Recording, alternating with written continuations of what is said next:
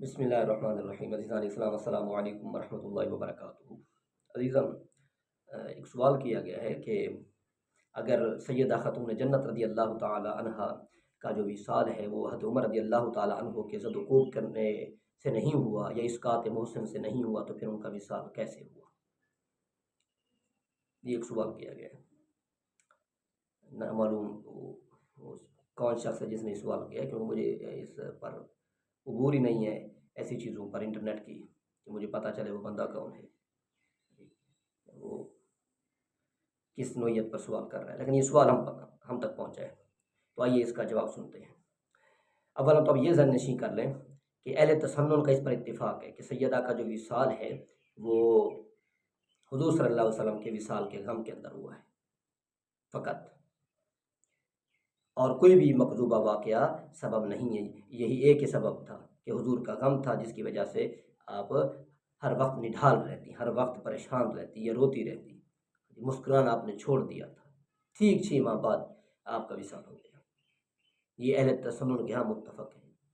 باقی رہا اہل تشیع کی کتابوں کا حوالہ، تو وہ میں ابھی عرض کرنے لگا ہوں۔ اہل تسنن کی کتابیں میں کوڈ نہیں کر رہا اس وجہ سے کہ ان کا یہ مسئلہ ہی نہیں ہے، مسئلہ تو اہل تشیع اٹھاتا ہے نا، اس وجہ سے میں اہل تشیع کی کتب کوڈ کر رہا ہوں۔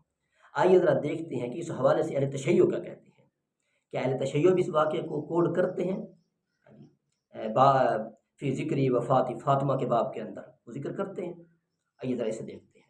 بسم اللہ الرحمن الرحیم۔ سب سے پہلے میرے پاس جو حوالہ ہے وہ ہے علل الشرع کا، یہ شیخ صدوق ابو جعفر القمی ہے، 381 ہجری کے اندر ان کی وفات ہے۔ یہ لکھتے ہیں علل الشرع کے اندر، جہاں یہ ذکر کیا انہوں نے حضرت فاطمہ رضی اللہ تعالی عنہ کی علالت اور وصال کا، وہیں وہ ذکر کرتے ہیں پورا اپنا عقیدہ کہ کیسے وہ علیل ہوئیں، کیسے ان کی تدفین ہوئی، وہ سارا معاملہ سارا، یعنی کہ وہ عقیدہ شیعہ مذہب کے مطابق بیان کرتے ہیں۔ لیکن اس بیان کے دوران وہ اس واقعے کو کوڈ نہیں کرتے کہ حضرت عمر آئے اور دروازہ جلا دے، یہ کر دے، وہ کر دے، اس واقعے کو وہ کوڈ ہی نہیں کرتے۔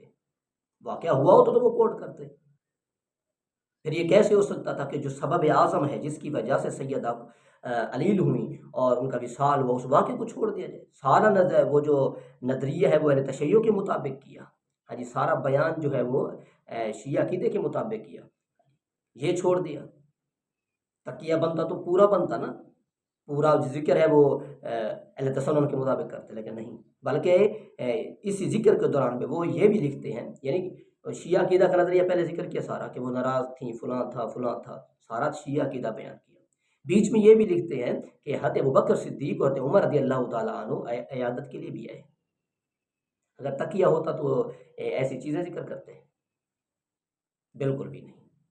معلوم ہوا ان کے دور تک یہ افسانہ گھڑا ہی نہیں گیا تھا، جیسا کہ میں نے علامہ شہرستانی کے الملل والنحل سے حوالہ دے کر کہا تھا کہ یہ انہوں نے شیعہ کے ابواب کے اندر نہیں لکھا، یہ انہوں نے جو لکھا ہے وہ معتزلیوں کے ابواب کے اندر لکھا ہے کہ معتزلیوں کا یہ عقیدہ تھا۔ یہ تو پھر بعد میں لگتا ہے کہ اہل تشیع نے ان سے مستعار لے لیا، باقی یہ اہل تشیع کا پہلے عقیدہ نہیں تھا۔ اگر ہوتا تو یہ بڑے بڑے علماء لکھتے۔ 381 کے اندر وفات ہے، پیدائش تو پہلے کہ 1000 سال پہلے کے عالم ہیں۔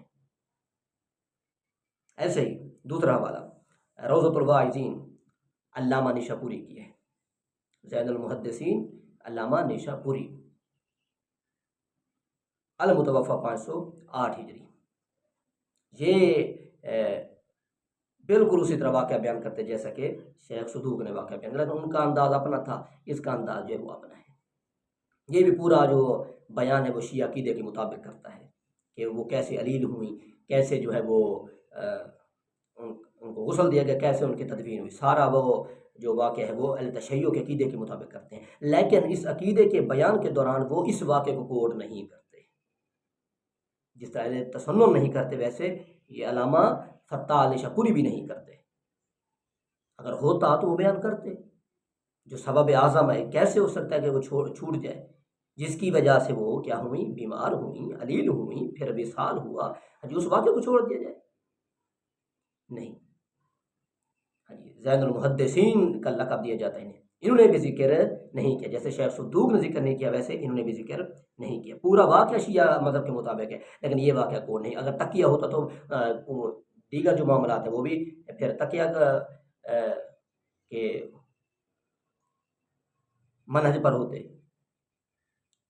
اہل سنت کے طریقے پر ہوتے۔ اگر تقیہ تھا تو یہ تقیہ نہیں ہے، تقیہ ہوتا تو پورا ہوتا ہے۔ ہاں جی، آدھا حق بیان کر دیا، آدھا میں تقیہ پیش کر دیا، یہ کون سا تقیہ ہوا؟ تو یہ دو حوالے ہو گئے۔ تیسرا حوالہ شرح نہج البلاغہ، نہج البلاغہ کی شرح، شارح ہیں ابن الحدید۔ اس شخص کا میں ذکر پہلے عرض کر چکا ہوں، اس کی حیثیت میں پہلے عرض کر چکا ہوں۔ وہ شرح نہج البلاغہ کے اندر حضرت فاطمہ رضی اللہ تعالیٰ عنہا کے وصال کا ذکر کرتے ہیں، علالت کا ذکر کرتے ہیں، لیکن اس پورے ذکر کے دوران وہ اس واقعے کو پیش نہیں کرتے بلکہ اس کا رد کرتے ہیں۔ آخر میں وہ لکھتے ہیں، کہتے ہیں رہا یہ یعنی کہ علالت بھی بیان کر دی، غسل اور تدفین بھی بیان کر دی، پھر آخر میں یہ لکھتے ہیں، کہتے ہیں کہ رہا یہ واقعہ، یہ کہنا کہ حضرت عمر آئے، انہوں نے حملہ کیا، لکڑیاں کٹھی کیں، حاجی سیدہ کو زد و کوب کیا، تو کہتے ہیں یہ فہو خبر واحد، یہ تو اولا تو خبر واحد ہے، غیر موثوق بہ، حاجی کوئی بھی قابل قبول روایت نہیں ہے یہ، ولا معول علیہ فی حق الصحابہ، حاجی اور نہ ہی یہ صحابہ کے حق کے اندر بھروسے مند روایت ہے، اس پر بھروسے نہیں کیا جا سکتا۔ کوئی کہہ سکتا ہے صحابہ نے ایسا کیا ہو؟ پھر آگے لکھتے ہیں، کہتے ہیں صحابہ تو رہے آگے، کوئی احد من المسلمین، مسلمانوں میں سے بھی کسی ایک سے یہ گمان نہیں کیا جا سکتا عام مسلمان سے کہ وہ ایسا کرے گا سیدہ کے ساتھ، کہہ جائے کہ وہ صحابہ ایسا کریں گے، ان کی طرف یہ بات منسوخ کیجیے۔ یہ ابن الحدید کہہ رہے ہیں، وہ ابن الحدید جو الکمی کے دور کے اندر سارا شیعوں کو مواد دیا کرتا تھا سنیوں کے خلاف، کہ سنیوں سے مناظرہ کرنا ہے تو یہ کتاب رکھنی ہے تم نے، سنیوں سے مناظرہ کرنا ہے تو یہ شرائط رکھنی ہے تم نے، یہی ابن الحدید تھا جو سارا مواد دیتا تھا الکمی کے دور کے اندر، عباسی جو دور تھا آخری، اس دور کے اندر اہل تشیع کو سارا علمی مواد جو ہے یہ صدری صورت کے اندر یا کتابی صورت کے اندر سارا یہ ابن الحدید دیتا تھا۔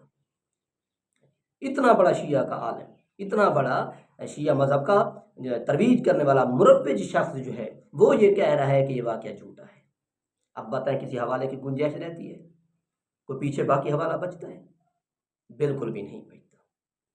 تو ثابت ہوا جتنے بھی بڑے بڑے اہل تشیع کے علماء ہوں چاہے اہل تسنن کے علماء ہوں، ان کے نزدیک سیدہ کا جو وصال ہوا ہے وہ حضور صلی اللہ علیہ وسلم کے وصال کے غم کے اندر ہوا ہے، جس پر ان کے اپنے اشعار بھی شہر عدل ہیں جو کہ ان کی طرف منسوب کیے جاتے ہیں، عربی کے اندر ہے، جس کا ترجمہ کچھ یوں ہے کہ جس طرح حضور صلی اللہ علیہ وسلم کے جانے کے بعد آپ کے وصال پر جس قدر صدمہ مجھے پہنچا نا، اس قدر اگر دنوں کو پہنچتا تو دن بھی رات ہو جاتے۔ بس اسی وجہ سے آپ کا پھر کیا ہو گیا، پورے 6 ماہ بعد آپ کا وصال ہو گیا، تو آپ نے سماعت کر لیا۔ سوال ہوا تھا نا کہ دلائل کس وقت کے اندر بیان کیا جائے، بلا امتیاز مسلک، یعنی کہ کسی مسلک کا نام نہیں لیا گیا تھا، لیکن الحمدللہ رب العالمین میں نے نام لے کر حوالے دے دیے۔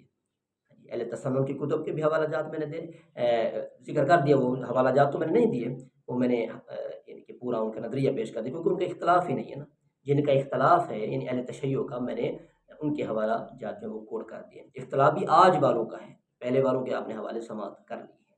آج اگر کوئی فسانہ بناتا پھرے تو بناتا پھرے، اپنے اسلاف اپنے بڑوں سے دور بھاگتا پھرے، بڑے تو یہ ہیں جن کے حوالے میں نے کوڈ کیے ہیں اور آپ کے سامنے بیان کیے ہیں۔ تو اللہ تبارک و تعالی ہم سب کو حقائق سمجھنے کی توفیق عطا فرمائے اور روایات اور واقعات سے انصاف برت کر کے گفتگو کرنے کی توفیق عطا فرمائے۔